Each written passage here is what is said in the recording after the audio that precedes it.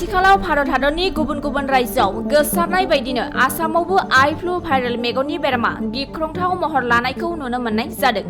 सप्तासेनि गेजेरावनो बे आइ फ्लु बेरामखौ 50% बांनायखौ मोनथिनो हानाय जादों। 10 निफ्राय 16 बोसोर बैसोनि लाइमोन गथ'फोरनि बेलायाव बांसिन जानायखौ नुनो मोननाय जादों। जायखौ लानानै आथिखालाव फार्मासि गलाफोराव डाक्टारजों नायजानो थाखाय जेरावबो होंगो दोंगो थासारि सोमजिदों।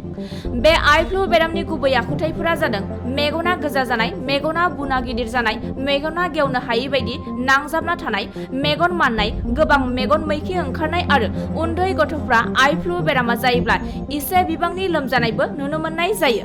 नोंथाङा जुदि आइ फ्लु बेराम जादों अब्ला मख'नाय खामानिखौ दा माव, गले गले मेगनखौ दा हुफ्ले, आइ फ्लु जानाय सुबुंनि गामसा, टावेल एबा रुमालखौ दा बाहाय, आइ फ्लु जानाय सुबुंनि सेराव दा थां एबा समाजारि जानथायखौ लाखि, मोजां दैजों मेगनखौ साखोन सिखोन खालाम, दुंब्रुद दैजों मेगनखौ साफा खालाम।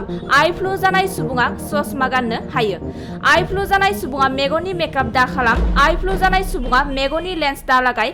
आइ फ्लु बेरामनि थाखाय मेगननि नुथाय गोहोआ बेले बेजे जायोब्ला डाक्टारजों नायजा। नोंथाङा आइ फ्लु बेराम जानायनिफ्राय जानगाराव थानो थाखाय मख'नाय नेमखान्थिफोरखौ मानिनानै सोलिनांगोन। नोंथाङा साखोन सिखोन थानांगोन। नोंथाङा बायजोनिफ्राय फैब्ला गिबियावनो साबोनजों आखाइ सुनो दाबाव। सानफ्रोमबो मोजां दैजों मेगनखौ सुनांगोन। मबाइल टिभि नायनायनिफ्राय गोजानाव था आरो थाबैनो मेगननि डाक्टारजों नायजानांगोन। आइ फ्लु बेरामा 15 सानसिम थानो हागौ।